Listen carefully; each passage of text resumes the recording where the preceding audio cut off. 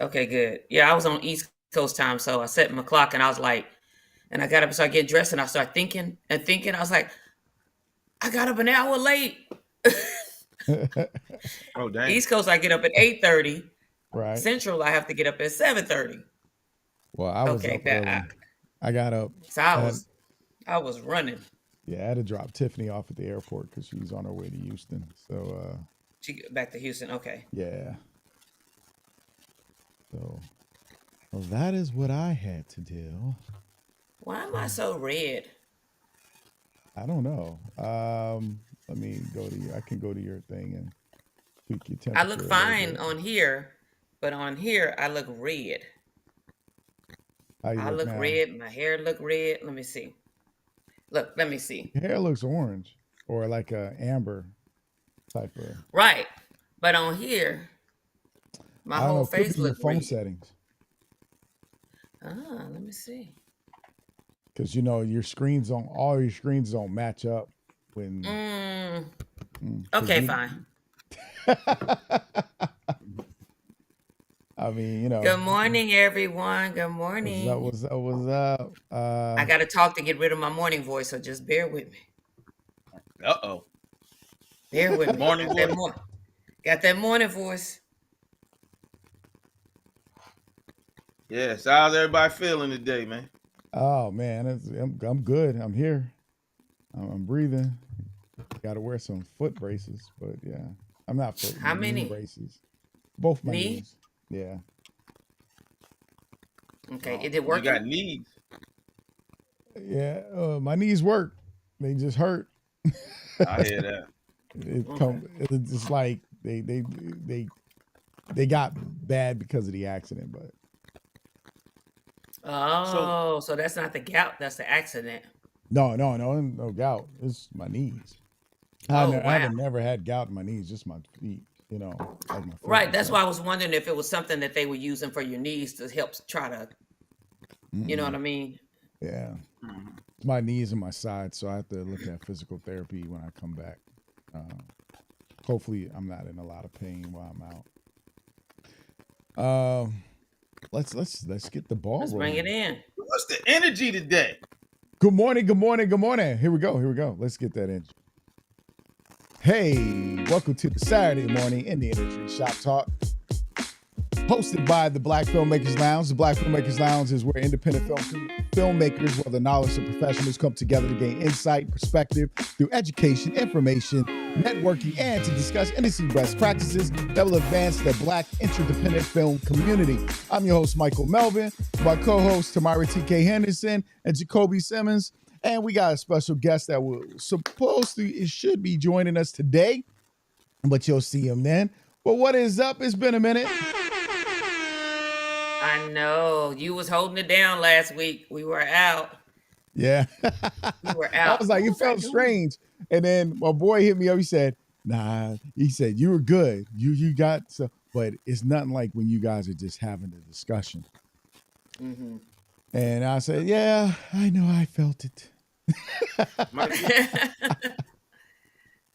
you're crazy enough to talk to yourself sometimes. uh, you know what? Everybody is, hey, if you're a filmmaker, you better be talking to yourself because you act out all your scenes, your parts. There you go. I used to There do you that at the go. restaurant on 51st Street off of I-35, Baby A's. And I used to go there to write. It wasn't far. It was like 5 minutes from my apartment. I leave Jalen and I'll go over there and write. And I would be talking to myself.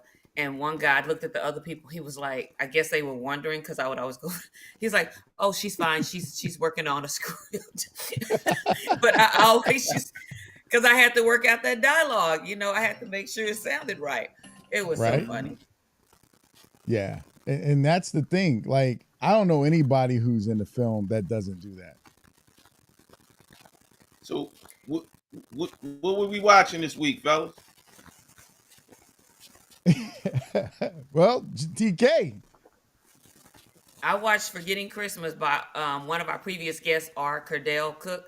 Mm-hmm.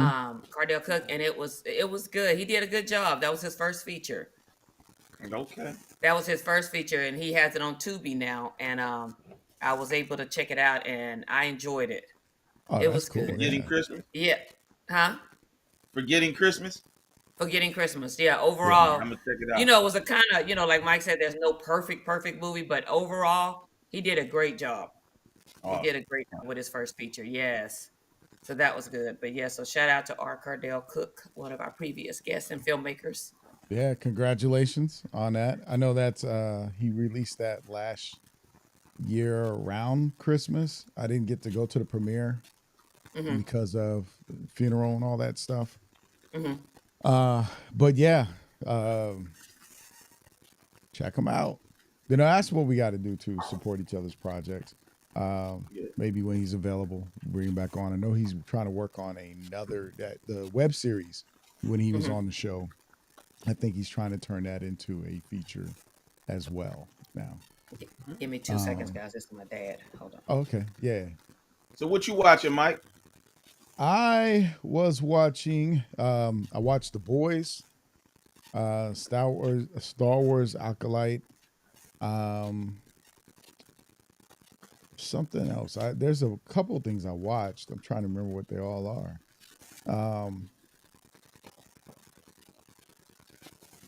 Hey, that's what I can remember right this moment. Oh, Power, of course. Something else, but my memories is like boom. What did this happen? But yeah.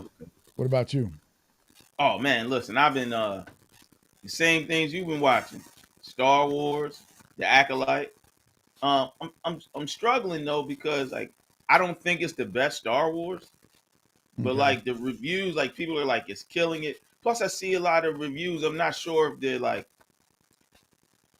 I try to make things not about race or gender stuff, but a lot of people are talking about woke Disney, and I don't see it. Like I see the hints of some of the things people are talking about, but I don't see woke Disney in The Acolyte. Like it's So interesting. my problem is the worrying about wokeness. Like I hate the term woke because it's just it's a term that was taken over from you being enlightened and aware, right? Hmm. And it's been weaponized by people. But to me, it's just making do of what society is today.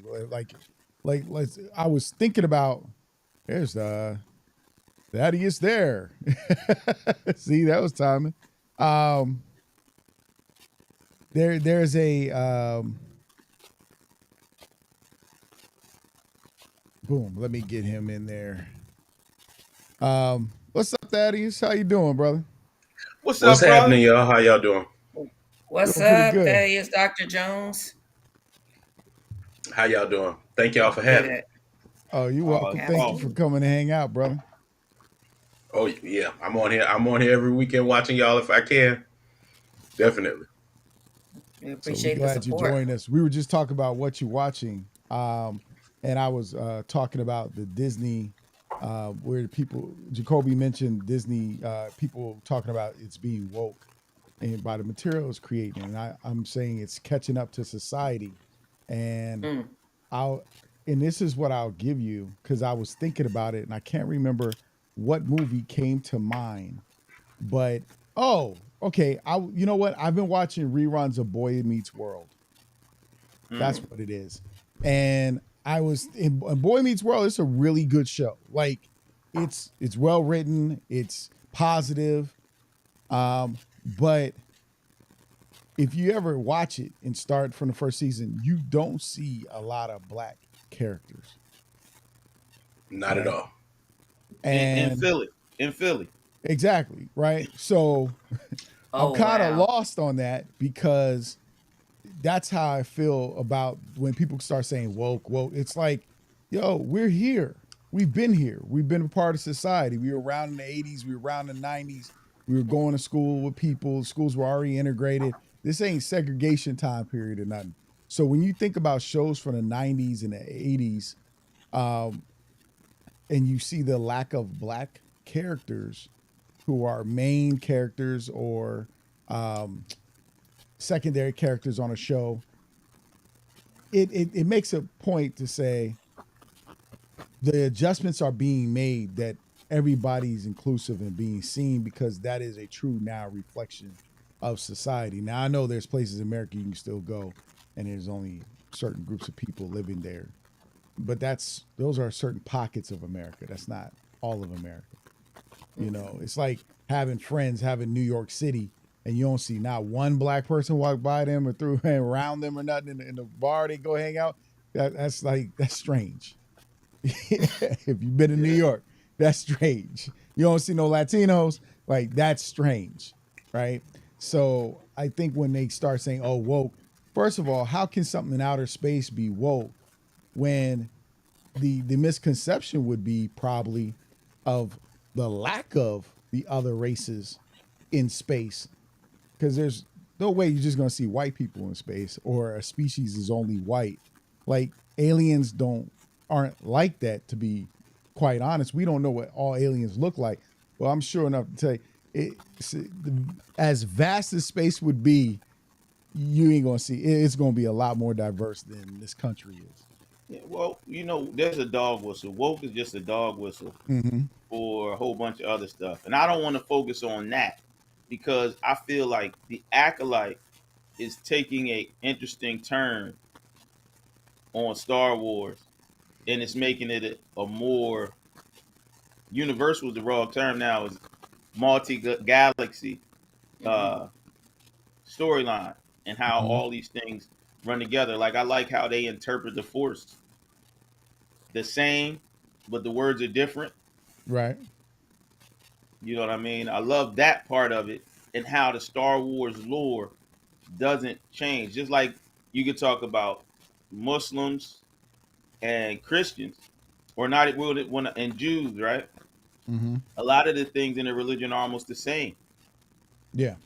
but they're at war with each other, and they both believe in Abraham's God, right? So all of these things are interesting about how it's I just hate that it's getting such a bad reviews, and woke is using the term, woke is the term people are using to tear it apart. Like poor writing, you know. Have anybody else seen Acolyte? I've not seen it yet. It's on my list of things to watch when Nah, I Tell you, get well, a I we don't want hit to chance to get Star too sit and Wars deep. watch. fans. I don't Yeah. want to So get too deep. I just hate yeah. that part of it. And I love the boys. I I love the boys. And House of Dragons have come on, and I've been watching that. Okay. Yeah. So And that's Thaddeus, it. what have you been watching since you haven't been watching The Acolyte? I have not been watching much of anything. I just finished a film camp, so I've been doing a lot of short films, watching a lot of shorts with students. So this is how far back I am. So I was watching on what I did watch. I watched what is it, Wolf by Night. Mm-hmm. Um, Oh yeah. so on Disney. So that's been a while. That's how far behind I am on watching things. Um, Definitely. so I did. I went and saw Bad Boys. But everything that I've been watching has been like, oh, that's out. Okay, well, let's go see that. And then I'm like, oh, let's watch these short films because I got to prepare for a lesson to work with Mm-hmm. these kids. So uh, nothing new. I'm actually going to Cartagena Monday, and so I will be trying to catch up on some viewing Okay. on the flights. Okay. Awesome, brother. So, Cool. yeah. Me and Mike are off I, of I wish school, I so had we'll more. I probably wish I had more to talk about as far as what I was watching, but I don't have. Join the No, I no, team, don't it's have it. cool. Thaddeus. It's cool. Join the club, Thaddeus. Join the club. Me and you know, you. Okay, me me and and Mike are on summer break. So Yeah. we got time. Because I was just thinking, like, The Boys has been pretty good. I've been watching that, but I forgot to say I've been watching Mayor of Kingstown. But I've Ah. still been watching that, right? So, and that's it. It just gets better and better and more interesting. But I think what's hard for a filmmaker is anything we watch can pretty much start becoming predictable. That's the Mm. which is dangers of being a which is filmmaker. the very hard part about watching new stuff. That's why I'm just like, it doesn't really do. A lot of things don't catch my attention because I know how it's gonna play out. Even with Bad Boys, the most recent thing I seen, I was like, where else can they take this story? I told my wife before we went to see it, I said, this is what's gonna happen, and it's what Oh, happened. And I was just like, where else, when you are a fan and you work in this industry, you start to be able to see the trends, like, where else can this story go that's makes sense for this world. Mm-hmm. And once you start looking at it that way, it's just like it's not as it's still entertaining, but it's not as unpredictable. It's just like, oh, okay, this Yeah. played out how I thought it would. Or Yeah. when they put a shot in, you automatically know that shot was important because they don't waste film, right? So you like, oh, absolutely. We don't why the waste heck did nothing. they show this random chicken bone sitting by the couch, right? You like, oh The no, chicken bone was the key. yeah. Up, let me tell you guys, Up is my number one movie that I talk about when I talk about, do workshops or whatever. Up is the number one movie I talk about. If you're going to put something in a movie, use it. Like you said, they showing the tennis balls, they showing the Up is the number one movie. When I tell you they did an excellent job on setup and payoff all Mm-hmm. through the film in regards to items like that. Like you said, random items. What I was like, what are they doing with these? Okay, he got tennis balls on the end of his walker. Of course, then they use like it's the whole movie is like that. So filmmakers, I recommend Up. Writers, everybody, I recommend Up. Um, for that exact reason right there. The random chicken bone shot and what we gonna do with it. But Yeah. but Up is the That's a number good one quote. movie. It's about Up is the purpose. number one movie. Yeah, Chicken you bone. know what? Film is about Intentionality, purpose. yeah, Yeah, definitely. Yes, there you go. because it's like I've seen people use guns in short films and stuff, and then it's never used, right? And the thing was, if you display a gun in the beginning, it has to be used later. That's how it usually should happen, right? Hmm. Or if there's something about it, and whatever we see in something, it has to come up later at another time. Now, if you're doing episodics, you plan it for a later episode. You drop a Foreshadowing. dime, yeah, you drop a dime, and later on, we pick the dime up later, and we're like, oh, forgot But about that that. goes back to what you guys were talking about earlier about the acolyte and the differences over the lore. It's how that lore evolves, and so that foreshadowing, it's just extrapolated over a longer process, longer period of movies. So when you talk about the acolyte being a prequel to what's going on, and the lore being referred to, or the force being referred to in a different manner, that's just how it has transitioned over time. And so to see that built into the world is is great, but it's also like one of the main tools that we use when we start talking about world building and being Mhm. able to create and stack on top of previous work. And you've got to keep all of that in mind. And that's the bigger picture of the smaller picture, which is like every shot has to count. And you can't Yeah. forget these things, right? So yeah. But that can be the detriment though of a franchise, sometimes of a movie, because if we know more than the writers, or we assume we know more than the writers, right? It takes Mm-hmm. away our fun from watching the film or the quality of the film, right? Because if you go watch a new filmmaker and we're so stuck on ideas like why they show the peanut, and then it could be something pretty random or just a shot that got in that shouldn't be in, and then we're like, oh, the story was horrible. We showed the peanut in the beginning and he didn't pay it off at the end, right? I I think a I lot don't of look for times. it. Go ahead. Go ahead, Yeah. Daddy. No, I was gonna say I think a lot of times we're not actually looking for those things. We are, if you are telling the story correctly, right? If you're telling the story that you want to tell, all these pieces should fit together. And what happens is we notice them when they don't.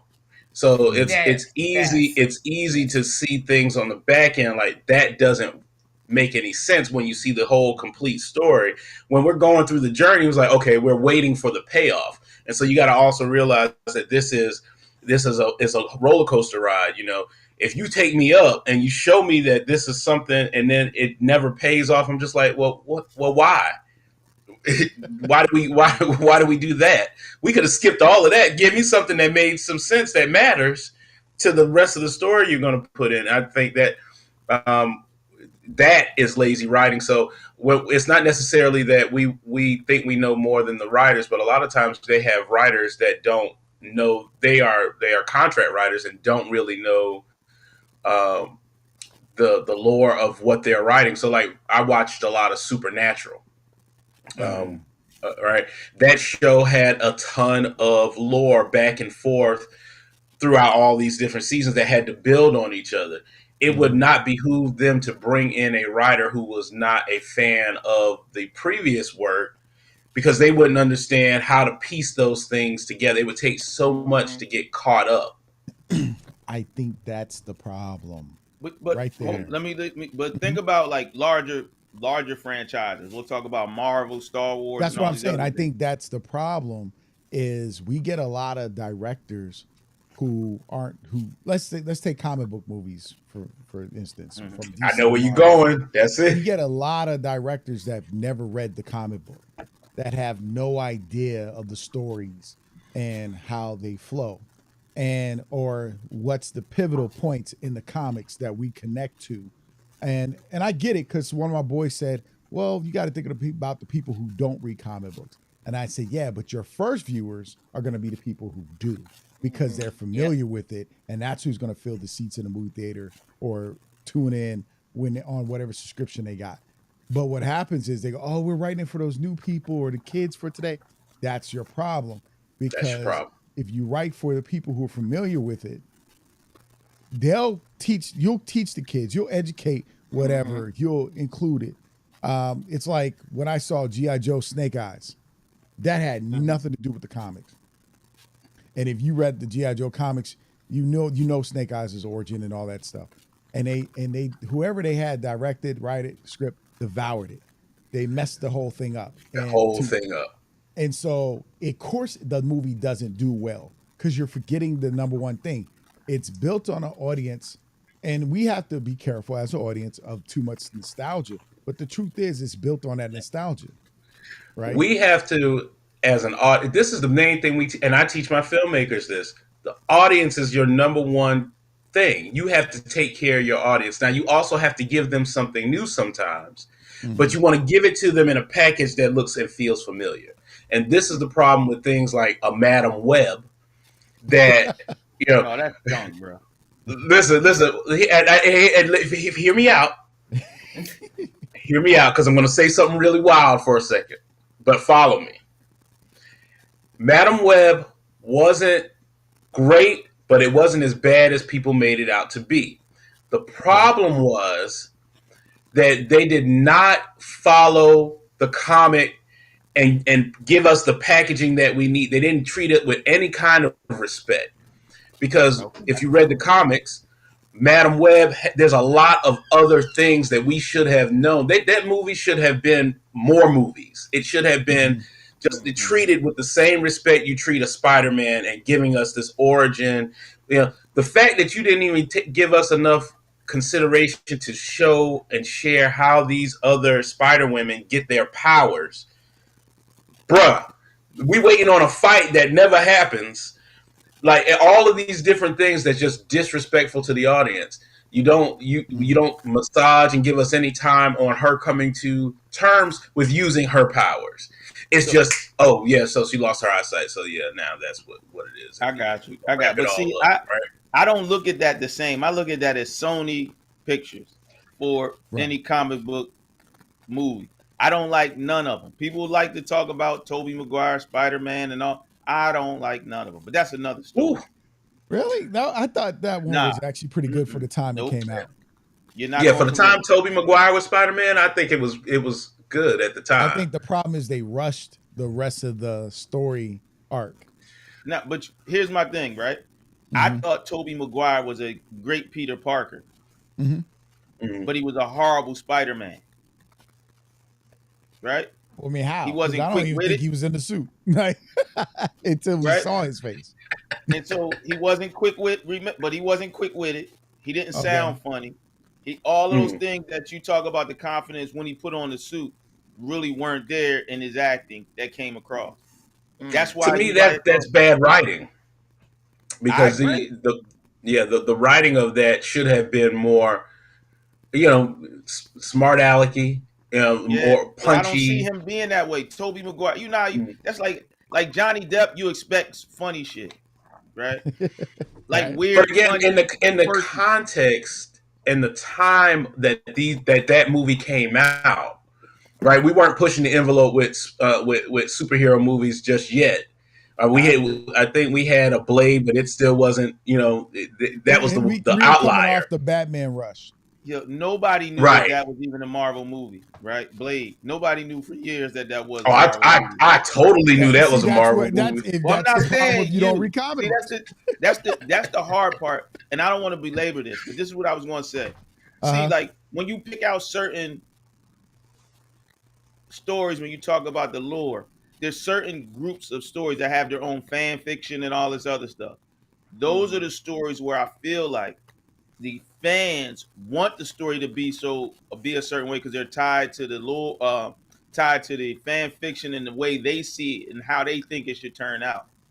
Right? It's not necessarily like when we were talking about Star Wars. Like they got like 4 other Star Wars series that aren't even canon. Right? And Like what? so What do like, you mean? huh? Because I think most of them, anything that comes out now is canon. I ain't say now. We're talking about the old stuff, right? Oh, you Because you talking got about like Star the Wars Christmas Legends, special? you got Star Wars.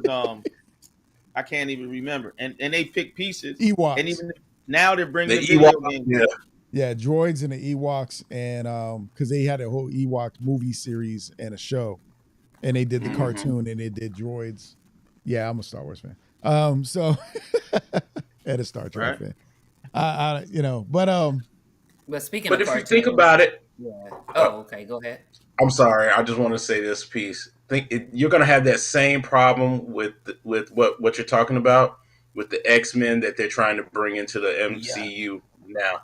If they don't treat it with some respect and really think about the audience, because we have the X-Men '97 has set the bar so high for any Live kind action. of, my God, if they don't treat it with some respect, the people, when we go to the movie theaters, you're just gonna. I guarantee you, people are gonna be upset.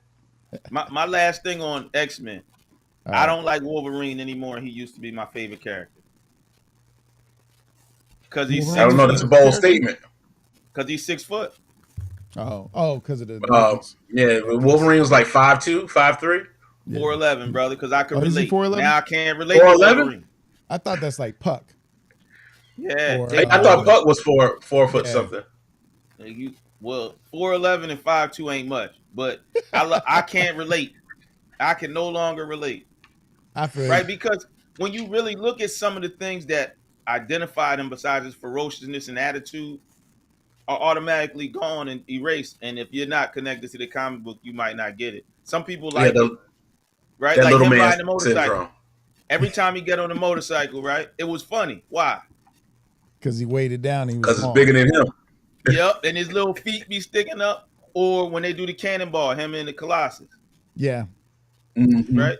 Let's and the pivot, part of though. what made him ferocious is because everybody was taller than him. Now he's bigger than everybody.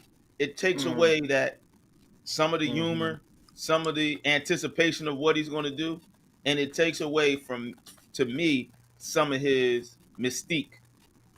Okay. It's different when you get beat up by a 5'2" guy than if you get beat up by a 6 foot guy. It's different. Yeah. Right? When people are all like, how many people just want to go up and bully a 6 foot guy? Like in the bar. Right? 6 foot 210. Right? But a 5 foot guy. I'm going over here. Right? 5'2" guy, I'm gonna walk like, yo, come on, little man. Get out of here. Yeah. Right? So all of that those was a running theme, right? Because like Sabretooth would always call him little man and goad him and like, Run. Yep. what are you gonna do about it, little man? And he, okay. You said the fighting words. Okay, let's go outside. And now and look at TK looking at us like, look at these comic book nerds. I'm not. Well, let's pivot. No, I'm listening. I'm Because TK listening. had something she wanted to share, so let's But pivot. go ahead. Speaking about cartoons, go ahead, TK. Speaking about cartoons, the Everybody Hates Chris reboot.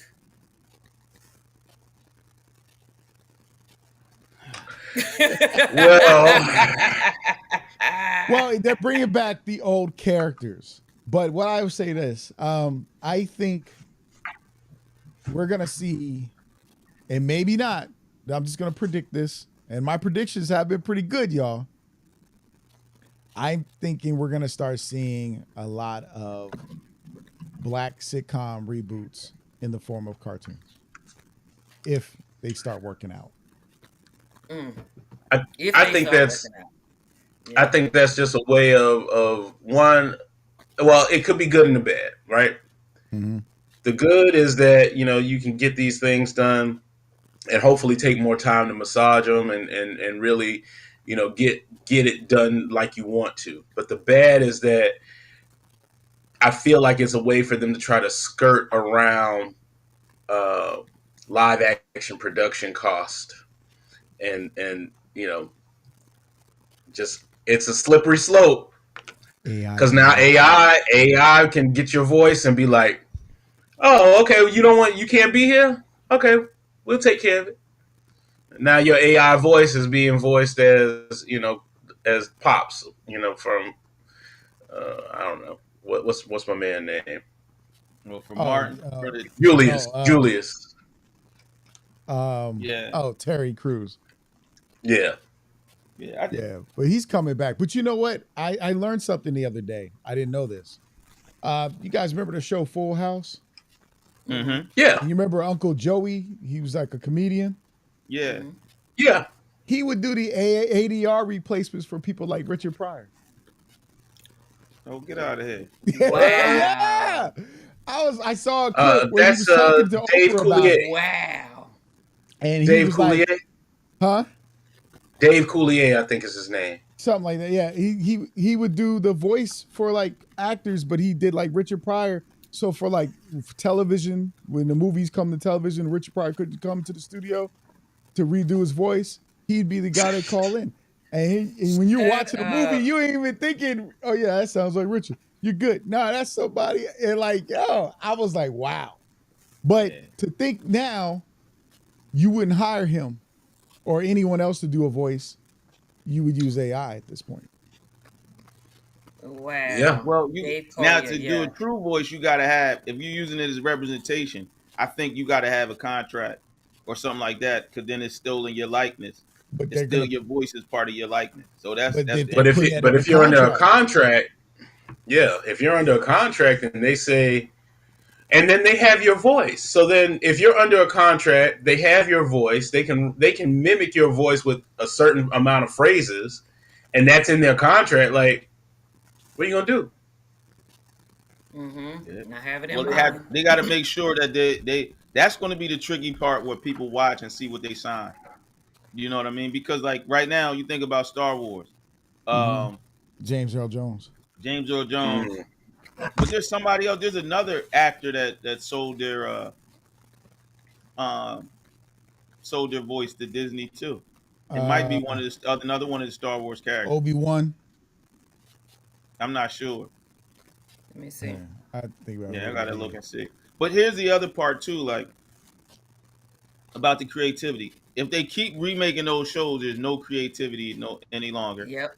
Even though you're remaking it and trying to make it current, it doesn't fit because the things that were in it fit that time. You know what I mean? And that's the hard part. Like everybody hates Chris in 2024 Brooklyn, right? I don't get that same feeling as a live action or a cartoon. See, what you got, TK?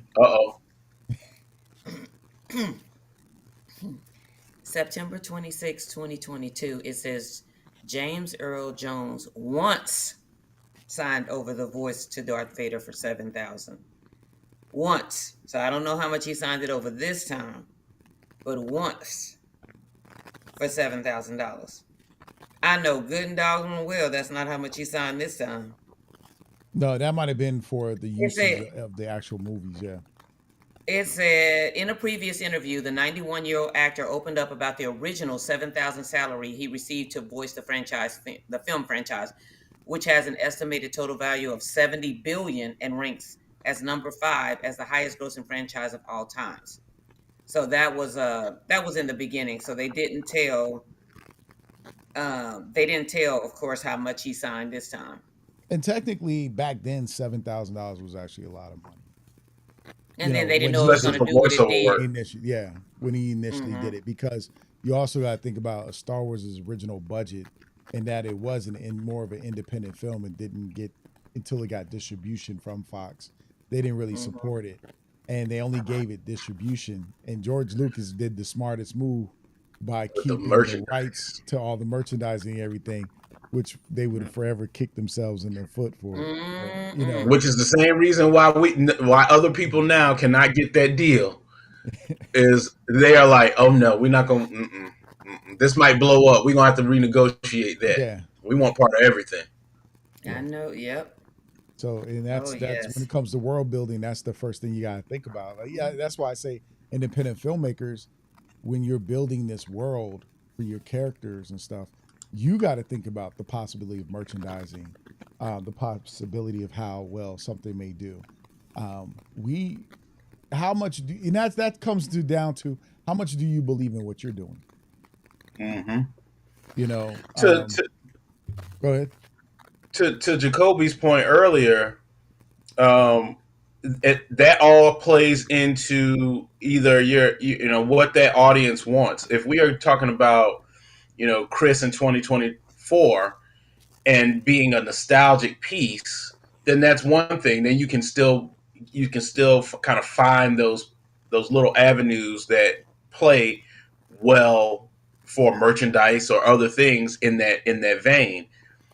When you are thinking about making a derivative work though, and like you're upgrading the work to modern, that's going to take away from any sort of nostalgic value, and now you're trying to create merchandise off a fan base that you don't technically have anymore because you have moved away from, just like we talked about earlier, you moved away from the audience and what giving them something that is recognizable and has some kind of intrinsic value to them, to something, hey, this is something new that, like, but it's kind of familiar, and the people that purchase that merchandise, we don't want that. We want what is familiar. I don't go out and buy the Michael Myers figures because of the new one, although I will buy the new stuff. I buy it because I'm attached to the memories and the nostalgia from the original horror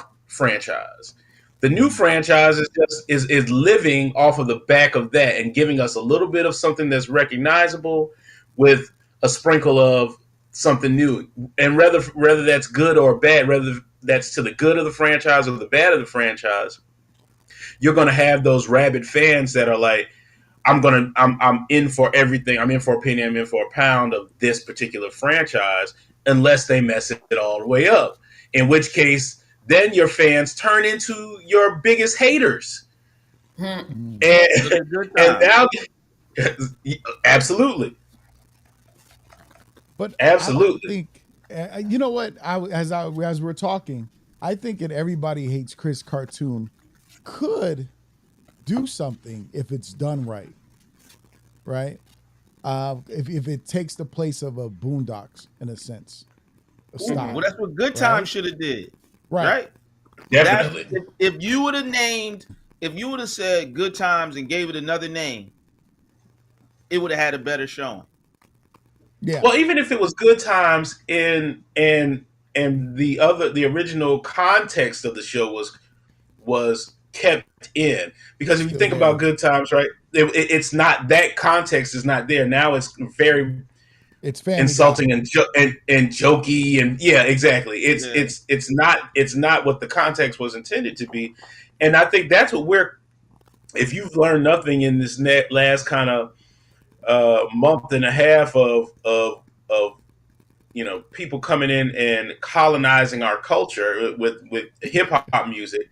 Right. You just saw someone be decimated by someone else because they were what the culture was feeling and what we were all saying about hip hop at the time. And he was able to put a voice and become the body of that. And the same thing needs to happen for us in film. We have to stop co-signing nonsense that doesn't speak to what we are feeling as a culture, because we are the trendsetters, I'm about to right? say, And I don't know, because I've heard somebody complain about the Tyler Perry movie that's coming on Amazon, right? And it's like, I'm not gonna watch it. Okay, cool. What are you gonna watch? Like, I think the problem with me is too many people are criticizing other people's work in a sense of, I'm not gonna watch it. I want to boycott it. Why can't Tyler Perry do something? Like, why don't you do it? Or why don't you support Tyler the Perry ones that stays do in it? his lane. Yeah, he Tyler Perry absolutely stays in is. his lane. And so I'm that's what I not mad say with was the Tyler for that. problem. But I think that there's a pocket for almost everything. I think the mistake of the Good Times cartoon was they called it Good Times. If it Yep. was called something else, that's how I feel about Boomerang that came on BET. Oh yeah. They called it Boomerang. You call it something else. You use Boomerang because you know there was a built-in audience there That's who right. was going to gravitate to it. And that was the first mistake. It's okay to create something new. People do it all Man, the time. that's why I love this podcast, man. That's why I love tuning in and watching y'all every Saturday, because that is so spot on. All they looking for is the quick buck. And the quick buck, the quick built-in audience. And so they always name these things with something that is familiar. What we talked about earlier is like, this is what's familiar, and we are going to have a built-in audience. What they don't realize is, just like we were talking about, the audience is smart. When we tune in and go, this has got nothing to do with Boomerang. This got nothing to do with Good Times. This got nothing to do with anything that I'm familiar with. Now we are like, hey, don't watch that. It's trash. Like, and you are doing yourself, you're doing your artists, you're doing the actors, the writers, everybody a disservice. Just step out on faith and create something new. Give it a new name. And if you're paying homage to something, that's one thing. But if you are just jacking the name because you own the property, like that's lazy. Yeah, but and it's not going to benefit you. Netflix, I'm gonna say this: Netflix has really started a trend years ago, but people missed it. What was the TV show when we were growing up, and it was like Valerie Bertinelli. Valerie Bertinelli was the daughter, and the mom. One day at a time. Well, yeah, one day at a time. And they made that horrible show. All it was a they different made another version of it. Yeah. Yeah. Right? They should have called it something else. It might have been better. And I think that's because we come in with a perception. Yep. When we hear the name, we come in with the perception. If you say Good Times, we expect good times. Yeah. But they also brought one or both the daughters back for that show though, too. Huh? I think. Yeah, they did. Yeah. They brought Valerie Bertinelli back. Oh, they did. Okay. Yeah, but it ain't fit. It didn't. Which one of them was that the same when they changed the cast? One of them they changed the whole cast to Latina. And I have no problem. I forget one of the remakes they changed it. But then when you get like if we went into Good Times and they made the whole cast Latina, we'd be like, yo, what kind of stuff is this? Right? I think it goes back to them trying to merge and find the quickest route to the money and have some bankability to bring in a new audience on top of that. So it's really greed, right? It's really just greedy. I would say a little bit of greed, but also a little bit of it has worked before. Like, we did Battlestar Galactica. It worked. We did this. It worked. But why did Battlestar Galactica work? They updated it. Actually, compared to the initial Battlestar Galactica, the newer one, I'm not gonna say it's better because I always liked Battlestar Galactica, but it's better for the time period, and it was updated, and they still didn't steer too far away from the premises of the original. Yes, and the other thing that we can envision computers adjusting and getting better, right? The technology changing. right? So you can see the I forget what they're called again. Cylons. Sidelines making adjustments and evolving, right? We can Mhm. see that. We just don't see James being a Latino father in 20 years, right? Right? Because That's then if you funny. put a That's whole new true. family in, because if you think That's of it, true. if you just insert a new family, it's not the same show. Then Okay. call it something else. Yep. Yeah, but Right. and Then call that's it something else and then build that. Because they did it. They did it because they had good times, right? Then you had That's My Mama, which was a good times with a single mom, mhm. right? Then Hmm. you had what Jeffersons, that was good times that moved on up, right? So and I say this like, but if you call it something else, right, then it gives it a chance. You but Right. It you does don't. give it a shot. It Yeah. does. Yeah. Absolutely. Because Yeah. think about it, if you would have called the Jeffersons good times, people would have had a fit. In a heartbeat. This ain't what how he live. He got a penthouse. This ain't good times. James came back. Like all of those things. And so I don't know. There's that mythology that James said, forget this and move to New York City and started McDonald's. but see, then that's the reverse Wolverine problem. James was about 6 foot. Sherman Hemsley was Yeah. 5'2". No. The joke is Taller. that's From coming to Coming America to is America. James. Oh yeah, it could Oh be. yeah, yeah, Could yeah. be. He See, was they like, got to go to arches, and I got to go to arcs. Yeah. but That we is have too to funny. consider that with a lot that's going on, and it's funny how just this one thing spurred this bulk of the conversation of rehashing things over and over again, the catering to the nostalgia that was once there. Because I be sitting here sometimes thinking, so when they gonna bring back Buck Rogers? Yeah, but they You know, but if you look like You laugh, even but they will. yeah. I mean like we were working, I don't want to give out, but we were working on something and I had the premise of a story that we've seen all the time. Like look at all the movies. What was the movie? The TV show, um, Clean Neighbor, Messy Neighbor, The Odd Couple. The Odd Couple. How many oh, shows okay. they got? The one crazy friend and the calm friend. Oh, that's Yeah, Perfect those are Strangers. the That's stereotypes. They yeah. become tropes, right? So Yeah, they it's Yeah. become tropes, tropes. That's right. but now you just put it in a different context. But see, that's the thing. If and this is what's beautiful for us as independent filmmakers, right? Because people are clamoring, the audiences are there for new, fresh. The studios haven't figured it out yet because they're looking at bankability. Mm-hmm. Yeah, And when we as independents get the gumption to say, I'm going to make something new, I'm going to make something fresh, and I don't care what Hollywood thinks about it, I'm going to have a plan to push myself. This is what launches these people into the next stretch. That's what Tyler Perry did. I don't have a whole, I'm not a big Tyler Perry fan, but he found his niche and he didn't care what anybody else said about it. He found his audience, he catered to that audience, and he continues to cater to that audience. And whether you like the stuff or not, if you don't like it, it's not for you. If you like it, Yeah. he's going to continue to put stuff out. And he don't. I guarantee you, he don't care whether you like it or not because he's making it for his fans.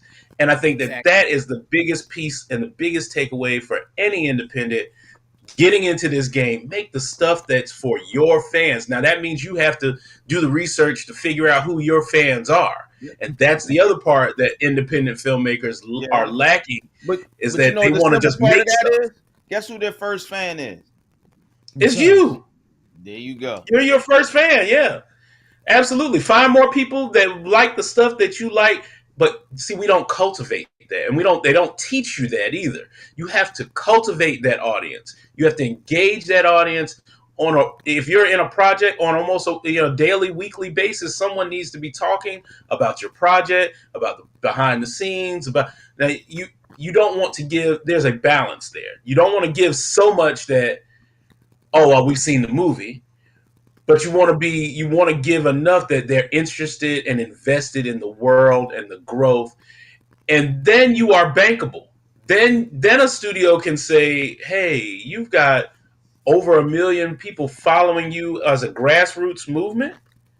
Oh, they see dollar signs. Now you can write your own ticket." Mhm. And you know what? People don't realize that's what Issa Rae did with Awkward Black Girl. Brother, let me tell you something. And that was the You weirdest, say that, funniest, cheapest shot series. I was in college. I was finishing up my master's degree when she was doing that. And I talked to my crew around me. I was like, "Listen, we got to jump in on this web series thing now. Start cultivating an audience." Listen, did They didn't listen. I'm mad to this day. Black and Sexy TV. Yep, that happened to me. Same Black thing. and Sexy TV. Mm-hmm. They had it locked down on YouTube for a minute that they even created their own app. And here's the thing where everybody seems to drop the ball. They want to cross over. And when you cross over, you lose that autonomy. You lose the things that the audience loved about you because you're trying to reach a broader audience. And when you do that, you're alienating the people that got you there to begin with. And that's what's happened, I feel like, with Issa Rae. And she's trying to walk it back a little bit because she noticed, like, oh, okay, we did a couple things, they did well, but now there's no money for me from these big companies. Now she's literally on a campaign now talking about independent filmmakers going back to doing the things that got her where she is. And that lesson should be all of us looking at it going, oh, okay. So there's a place here, there's a precipice where there's a tipping point where we don't want to go over too far. We want to get some of that money, but we don't want to lose the autonomy. Well, and that's the smart thing. Like, I don't property. like Tyler Perry's filmmaking per se, but I think he does enough, and he's created enough lanes where he can do what he wants to do here, and then feed the masses over here. Which was super smart. Yeah. To build your own studio. Hard. Huh? To build your own studio. It's like he had literally the vision to be able to say, okay, you don't want to. He saw how the system was working. He's like, okay, you want me to shoot your way. I don't want to shoot that way. I want to shoot like I shoot. I'm gonna build my own studio. And they was like, ha ha ha, sure, Tyler Perry, you go right ahead. Let's see sure, you, black man. Let's see how you do it. You're gonna do it. Go ahead. And Tyler said, hold my latte. I got this. and he showed up, and now everybody's like, oh. Because he knew his fans would support him.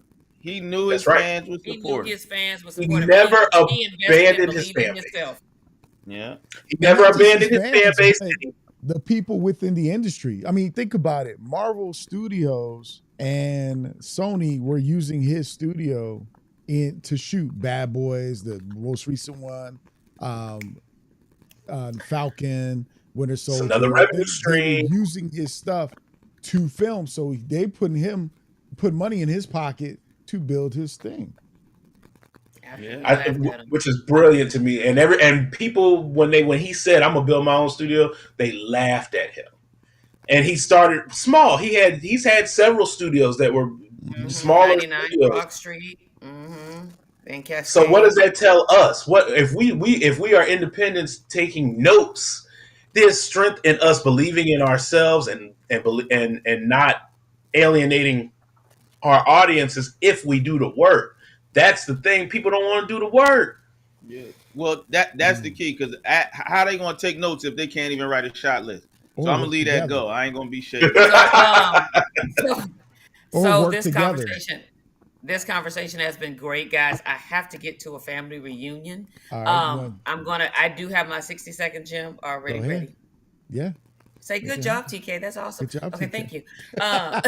Hold on, TK. Just because of that, you know what you get. TK has. Go ahead, girl. So just based on this conversation, my 60-second gem today is there is a very thin line between people pleasing and originality. So make sure you stay true to your why versus just jumping on every trend that goes out, because there are some trends, like y'all were talking about the web series, that are good trends to catch, And then there are some trends it's like you just doing it because everybody else is doing it, but you've been led to do it another way versus everybody else. So stay true to your why and what you're supposed to do versus just jumping on every trend. That's what I have to say. Thank you for that. Thank you for sharing. Okay, bye. See you All guys right, next sis. week. Okay. All right, I'm Thaddeus, gonna what still you be got? listening. Okay, bye. Okay, bye. I know you gotta get on So the don't road. be talking about me. Okay, bye. We're gonna talk real bad about you. All right, Thaddeus, what you got? Oh wow, 60-second gem. I would say, man, do the work. Find your audience. Find your audience. Find the people that support you. Build with those people, and do the things that speak to you. Like, don't chase the dollar at just for sake of the dollar. Like, build that audience and let that grow naturally, and you'll find way more success. Thank you for sharing, brother. Appreciate it. Jacoby. Work hard and have fun. That was simple. Hey, wasn't even 60 seconds, man. No, work hard and have fun. I'm with that. My gem is real simple. If you're not learning, if you're not reading, if you're not doing, then there's nothing happening. You're only going to go as far as you invest in yourself. And for any dream or passion you got, you are your number one investor. And if you're not investing your time, your money, and your education in it, you don't want it bad enough. If you think about it, if you're not investing those things, there's no way you want it that bad. So Facts. we have to consider those things. But yeah, it was a great show for real. Like we sitting here, we chopping it up. I do want people to think about that world building because I think that's going to be the key to a lot of stuff. Like I said before, my predictions are coming with the Apple Vision Pro, the dual lenses. I mean, all that stuff. I try to tell people early on, hey, hop on it and with AI, you're going to be easy to create your backdrops, your background. So it's like, you don't have to invest in a green screen, but you might have to look at the LCD screens so that you can create your universes and stuff. In a simplified way, cats can produce stuff in their garage at this point. You really can. Minor building, you really just, I mean, people have garages, but I'm saying you can rent out a building that's about 1,200 square feet or more and put something up and really make a lot of things happen. So people need to consider that. So Thaddeus, Dr. Thaddeus Jones, my brother, I want to say thank you for joining us today. Hanging Absolutely, out with us. my pleasure. We appreciate My pleasure. you. Anytime. Appreciate y'all. I had to do the sound effects. Jacoby, as always, I want to thank you for coming out and hanging and co-hosting. TK, same here. And for all y'all who were watching or going to catch the after, we appreciate you. And we want to thank y'all for joining us here at the Saturday morning Indie Industry Shop Talk, hosted by the Black Filmmakers Lounge. And we like to show our appreciation to anybody and everybody who's been joining us today. I know a lot is happening. The sun is out. It's hot. People probably out filming, doing their thing. It's the summertime to make things happen. But like, subscribe, and share on our YouTube channel, Facebook page. Join the Facebook community group and let us know. By the way, if you're trying to join the community, please fill out the questionnaire correctly. You won't get in if you don't. It's real simple. It's easy. They ain't gonna let you in. But we appreciate you guys. Remember that what we are about, because as people say, what is the Black Filmmakers Lounge about? Well, Black Filmmakers Lounge is where independent filmmakers, well, and novice professionals come together to gain insight and perspective through education, information, networking, and to discuss industry best practices that will advance the Black interdependent film community. Interdependent means we work together, a mutual partnership. So let's continue to make it happen, connect with some people, and do what you got to do. We catch y'all next Saturday. Be blessed, have fun, and we out. Peace. Like, subscribe, share. What?